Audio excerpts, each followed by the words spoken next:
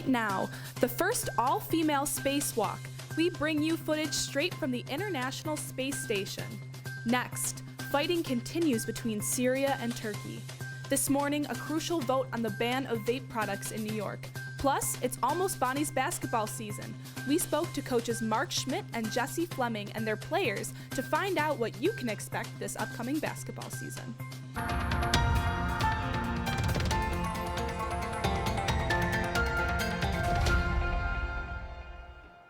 Good Friday morning, I'm Emily Weber. And I'm Roisin Coleman. It's a big day on campus. It's Communication Day. Right now, more than 200 high school students are on St. Bonaventure's campus. A handful are live in the studio with us. Welcome. And a warm welcome to news anchor and St. Bonaventure alumna, Kara Coleman from Erie News Now. As you're waking up this Friday morning, one giant step for women. Today, as you're joining us, news from outer space. NASA astronauts Christina Cook and Jessica Meir making history. The first all-female team to walk in space. Cook and Meir left the International Space Station not too long ago at 7:50 this morning. Right now, the two are on a maintenance mission. This walk is expected to last 5 to 6 hours. Today, the Vapor Technology Association and New York State legislatures will meet before a Supreme Court judge in Albany County to decide if the temporary ban on flavored e-cigarettes will finally go into effect. The hearing comes 2 weeks after the VTA postponed the ban, which was initially scheduled to begin on October 4th. The VTA received a restraining order from the State Appellate Division, not allowing the Public Health and Health Planning Council to enforce the ban. If the ban is approved by the judge, stores across New York State will be required to remove all flavored e-cigarette products from their shelves, except for tobacco and menthol flavors. Breaking this morning, fighting breaks out again in Syria despite ceasefire in place. After the U.S. and Turkey agreed a 5-day ceasefire, halting the Turkish offensive fighting broke out in northeastern Syria border town. The Associated Press reports shelling and gunfire could be heard while smoke billowed from locations near the border with Turkey. The Kurdish-led forces have since asked the Syrian government's military, backed by Russia, for protection. Acting White House Chief of Staff told reporters a quid pro quo was involved in President Trump's controversial phone call with the Ukraine. Andy Rose has the latest. And there was never any quid pro quo. There was no quid pro quo. White House Acting Chief of Staff Mick Mulvaney in sharp contrast with the president's words. Did he also mention to me in the past the corruption related to the DNC server? Absolutely. No question about that. But that's it. And that's why we held up the money. And I have news for everybody. Get over it. There's going to be political influence in foreign policy. Mulvaney's comments have sparked a firestorm in Washington. Democratic Congressman Eric Swalwell of the Intelligence and Judiciary Committee says Mulvaney co-signed the president's confession. Mr. Mulvaney's acknowledgement means that things have gone from very, very bad to much, much worse. A source familiar with discussions by the president's legal team says they were stunned. President Donald Trump's attorney, Jay Sekulow, saying the legal team was not involved in the acting chief of staff's press briefing. Mulvaney later moved to clean up his comments, saying in a statement, "The president never told me to withhold any money until the Ukrainians did anything related to the server." President Trump said he wasn't fully aware of Mulvaney's comments. Mick is a good man. I don't know. I have not heard anything about it. I'm Andy Rose reporting. Coming up in minutes, a local nursing home gets a bad report card. Family members talk to Sbu-Tv. Darkness looms over the lawns of the Pines Nursing Home in Olean. The most recent New York State Department of Health's records show that for every 100 residents they have, almost 50 have complaints ranging from mild to severe. Here at the Pines in Olean, where over the past 3 years, the New York State Department of Health has done 7 surveys. With these surveys, they have concluded that the Pines has 44 total citations. 9 of these citations broke life safety code rules, and 5 of them unfortunately put residents' lives in immediate danger. Marcia Lee Bear is a loving mother, friend, and wife, and also a fighter of Huntington's disease. She is a current resident of the Pines of Machias, where she is happy, but she was in the Pines of Olean from March of 2017 to June of 2019.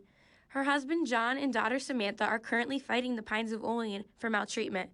They contacted the New York State Department of Investigation in May of 2019. Have proof of physical abuse and verbal abuse, not only to my mother. The physical abuse, that was to my mother. The verbal abuse was to my mother along with other residents. I can't discuss exactly what the proof is or how we obtain the proof because it is in New York State's hands at this point. It's in process. I reached out to the Pines administration and they said, "We are committed to improving our star rating and are working diligently each day to improve our facility." The New York State Department of Investigation has not gotten back to me on how far along they are in the case. I'm Paige Perry for Sbu-Tv, New, Now, Next. Next, Carol McNall reinstated as the BV's advisor. Sbu-TV's Amanda Oliver has your update, plus an exclusive statement from McNall. As the Bonaventure newspaper advisor due to violations of budgetary policy. The removal was enforced by Budgetary Officer Rob DeFazio and SGA executives. McNall's 8 years of service didn't go down without a fight, resulting in her reinstatement on Friday, October 11th, in an in-person meeting with Katie O'Brien, Vice President of Student Affairs. I'm standing here inside the Murphy building where Professor Carol McNall is finally being reinstated as the BV's advisor. McNall is reinstated after about 4 weeks since her removal on September 11, 2019. After weeks of silence, I have finally received a statement from McNall about her reinstatement. I'm delighted to be working again with the BV. I love working with talented people who share my passion for good journalism. I also spoke with Natalie Forster, Editor-in-Chief of the Bonaventure. I always would tell people if I met them or if they just joined the BV that we are a family. And in that sense, Carol has always been like the supportive mom role. She is the BV at the end of the day. Like, it doesn't matter what room we're in, if we're online, if we're printing, it doesn't matter. Like, her love and support is what matters. And to have her reinstated again is such a blessing. I don't know what we would be able to do without her. I'm Amanda Oliver, Sbu-TV. New, Now, Next. Coming up, a new program in our School of Communications. Stay with us. Hey, Dad. Hey, Dad. Do we have a gun? Why do you ask that, kiddo?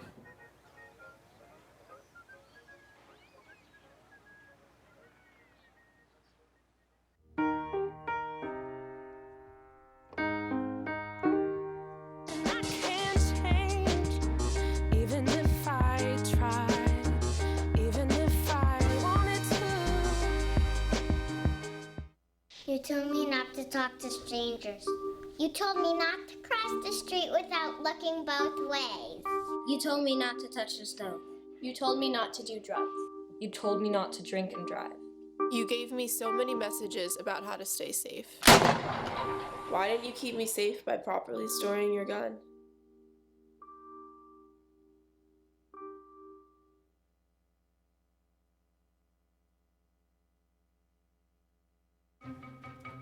Me and my boy Matt had it good. He had catnip that was off the hook. But one day, he brings a girl home, and she's allergic to cats. Every sneeze was a nail in my coffin. Now I'm in a shelter. It's decent, but they don't even have Wi-Fi.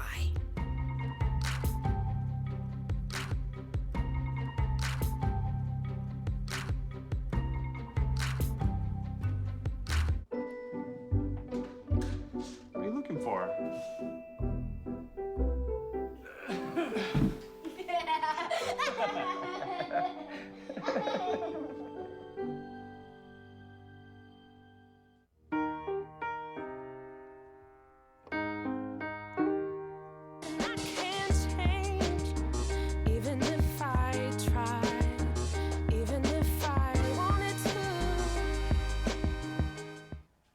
We're back. Thanks for sticking around. Next up, St. Bonaventure University has suspended its contract with a local t-shirt store over brand licensing issues. Studio 4 East on 103 West Main Street in Allegheny produced shirts with St. Bonaventure branding, not approved by the university or following the proper licensing procedures according to the university. Shirts already produced by the store are allowed to be sold for the moment. However, according to the university's official statement, no student organization nor campus departments are permitted to purchase university-branded apparel there. The university continues to work with Studio 4 East to resolve these issues moving forward and to make sure that all future apparel agrees with university procedures. The JanDoli Institute established itself, and this week it provided content including a radio show, podcast, and written pieces on the website. The Institute is named after the late Professor Russell J. JanDoli. Current Professor Rich Lee is the executive director of the Institute. Lee said when he was hired here 8 years ago that this was always a part of his long-term plan. Lee says that he wants to showcase research done by professors in the JanDoli School, and their work is already on the site. Lee also talked about the opportunities for students. Certainly happy to have students work with me. They can probably earn internship hours, but students who are interested in the things that the Institute will be exploring, media, government, and how they intersect, I'm happy to have them involved as writers, as researchers in any capacity. Dean Aaron Schimble believes that this won't just help the university, but it can help the community in this political climate. To help the public understand what's going on, how it relates to history and what to be thinking about. I think it's really important right now, and it's really great that the JanDoli School can be a leader in that discussion. Cameron Hurst is a student who has already gotten involved with the Institute. Hurst is set to moderate a Senate debate next week and says this is an opportunity for the school to improve in another area of communications.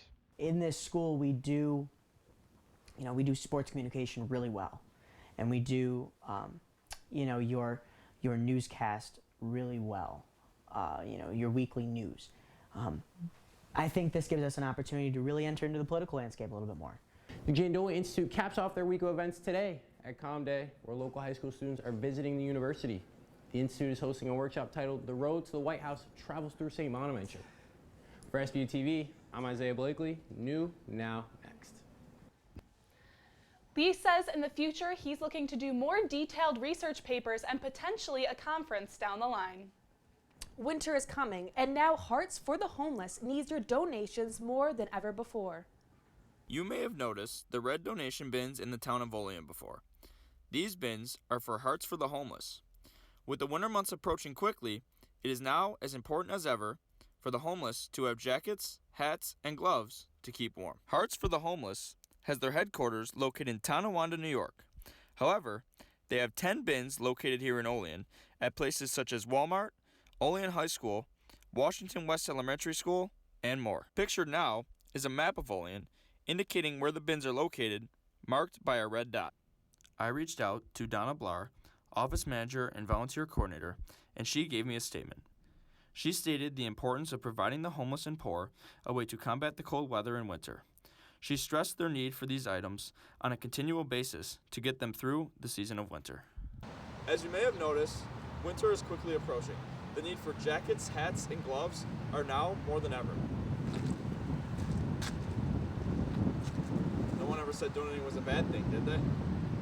As an example, statistics show that Hearts for the Homeless touched 936 lives last month. Joining in on the donating is easy, and the company will take any size donation. I'm Matthew Shalou, reporting for Sbu-Tv. New, now, next. Are you trying to have a nice sit-down dinner with the fun of a silent and live auction going on while you eat? Then the Eagles Gala auction might be the place for you. Sbu-TV's Teddy Caputo went to find out the significance of the fundraiser for a local private school. Before the 2018-2019 academic year, the Diocese of Buffalo cut funding to 6 Catholic high schools in the Southern Tier.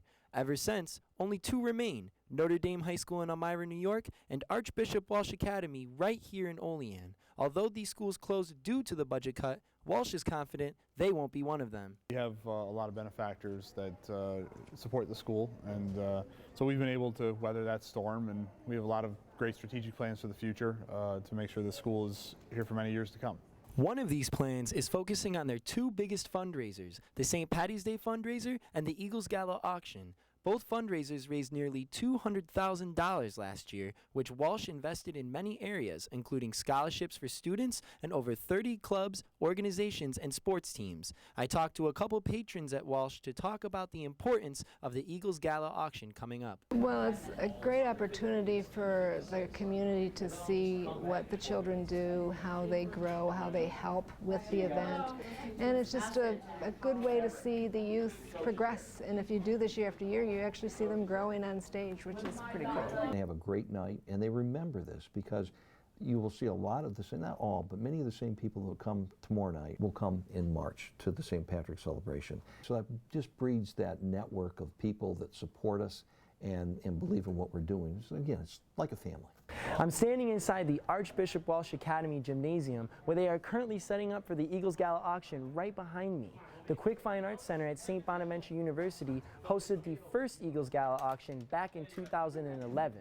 However, the event has grown big enough every year for Walsh to bring this event and the St. Patty's Day fundraiser back home. President Manco told me there may be a decrease in the amount fundraised this year, but there will be more activities this year than last year. So he expects a great turnout on Saturday night. I'm Teddy Caputo, Sbu-Tv, New Now Next. This year's theme for the gala is disco, so be prepared for a 1980s vibe and bring your dance shoes. For more information about the Eagles Gala auction tomorrow night, check out our social media pages. Next week, we're partnering with Tap Into Greater Olean to host a debate between the 57th District State Senate candidates. Republican candidate George Borrello and Democratic candidate Austin Morgan face off on October 22nd. You can stream this event live from our Facebook and YouTube pages. Next, we speak with one of our own students about his resilience after losing his mom to cancer. Plus, a new type of sport on campus. We bring you the details on what eSports is. Stay with us. What are you looking for?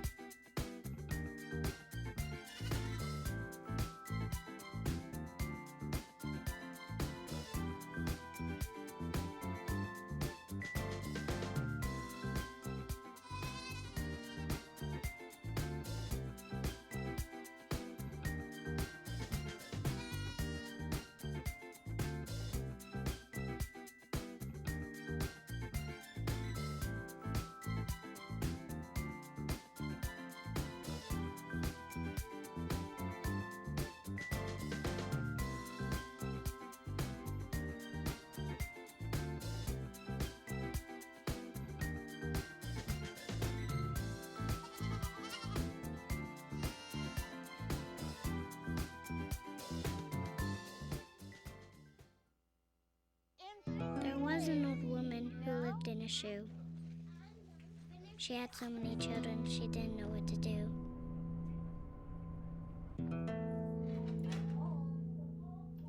She gave them some broth without any bread and kissed them all soundly and put them to bed. Hunger is a story we can end. End it at feedingamerica.org.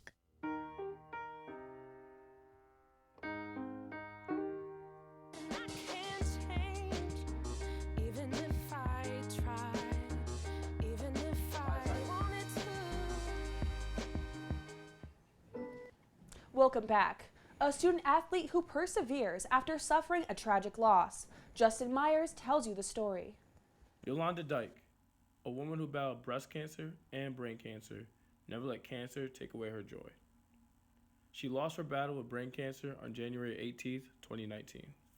Her son, SBU soccer player Jacob Dyke, opens up about his experience. Yeah, it was very difficult, especially all I got to do was FaceTime her and just talk to her through there. But also I've had to leave like games and practices early and had to go home, so it was a hard experience. I spoke with his head coach, Kwame Aduro, about the type of person Jacob is. I can't remember in the 4 years he's been here if there's anybody that's having a problem with Jake, you know. One of his closer teammates, John Michael Perkins, talks about what he admires most about Jacob. His mental strength, because he's overcome so much in the past few years that he's still able to come out and give 100% on the field. Dyke continues to talk about his mom being his motivation and the support the school gave him. Yeah, definitely motivation. Honestly, everything I do now is just for her and try to make her proud up there. Yeah, my teammates helped me a lot. They were always there giving me texts or just helping me out, like telling me, yo, we got you. And even the Coach Coleman helped me a lot, honestly. So far in Jacob's last season, he has 1 goal and 2 assists. He continues to play in the honor of his mother. For Sbu-Tv, I'm Justin Myers. New, now, next. After graduation, Jacob intends to pursue a professional soccer career in Canada or somewhere else. Today is National Mammography Day.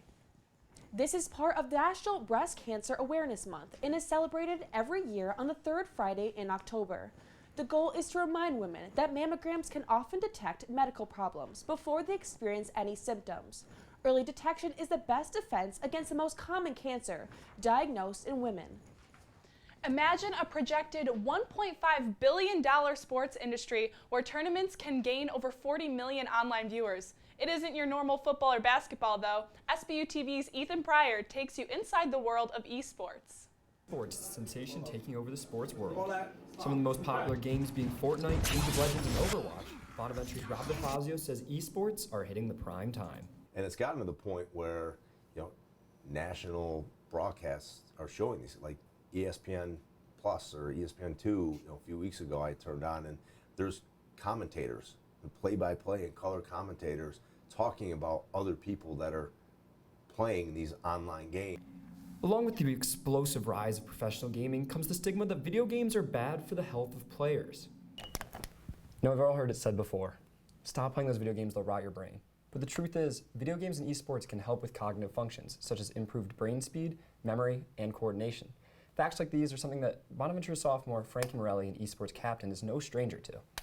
Video games, in a way, believe it or not, can help you hone in on your focus, whether you can take that skill to school or whatever else. I think it does improve that ability to hone in and focus on certain things.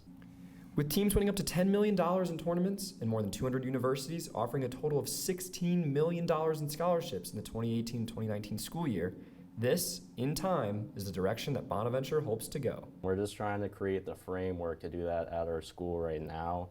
Obviously, it's going to take years to develop it into that certain point of getting terms of money and competing for actual big prizes, but it's all just the framework at the moment. With Sbu-TV, I'm Ethan Pryor. Esports viewers spent 17.9 million hours watching live streams in the first quarter of 2018, and many more are projected in the coming year. It's what you've been waiting for. Up next, we bring you the latest with sports. What's up for Bonnie's basketball this year? Stay tuned.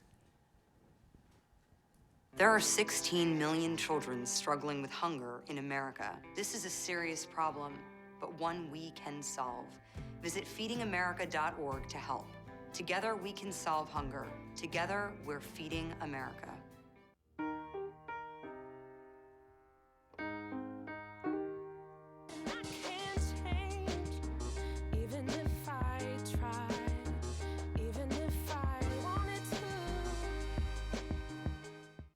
A Dog's Way Home is the story of the extraordinary lengths a dog will go to in order to get back to their family. Every year, millions of dogs and cats end up in shelters and rescue groups. We found our Bella at a shelter in Tennessee. When you adopt a shelter pet, you discover they're all pure love. Adopt pure love and help a shelter pet find their way home at theshelterpetproject.org.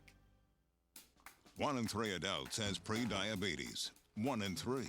That means it could be you, your favorite brother, your other brother, you, your football buddy, your football buddy, you, the boss's boss. If 1 in 3 adults has pre-diabetes, that means it could be you, your barber, your barber's barber. Nice work. Thanks. You, your plumber, Breathe right into your foot. your plumber's masseuse. Yes. You, your dog walker, On your left. your cat jogger. Or you, your co-pilot, your co-pilot's co-pilot.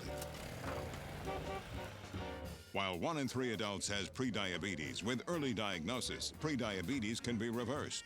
Take the risk test at doihaveprediabetes.org to know where you stand. Welcome back. The start of basketball season here at St. Bonaventure is less than 2 weeks away. The men's team will be featuring plenty of young talent this year, including arguably the best recruit under head coach Mark Schmidt. Our Tommy Valentine met up with Justin Winston to find out what brought him to SBU.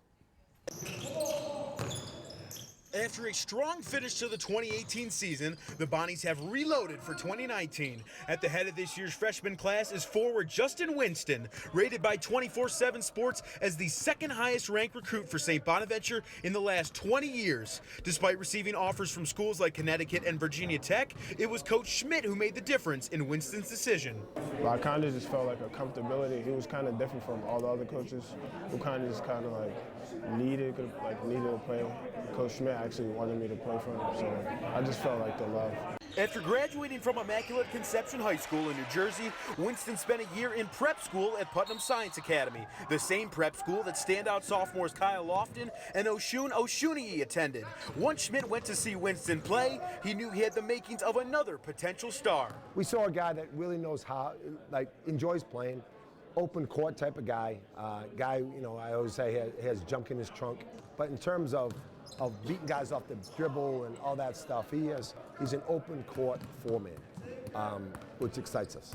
Between the influx of new talent and the return of some key starters, the difficult part now for Schmidt will be to decide who will be in that starting five come day one. As for his plans to use Winston, he could not comment on that just yet. Whether he opens up the season in the starting lineup or coming off the bench, Winston is confident of what he can bring to this team. I plan to bring energy, just a threat on the ball and off the ball. Winston is the third three-star freshman recruit that Schmidt has brought in the last 5 years, including recent grads LaDarian Griffin and Nelson Caputo. Reporting for Sbu-Tv, Tommy Valentine, New Now Next. Now over to Eric Stotterman with sports.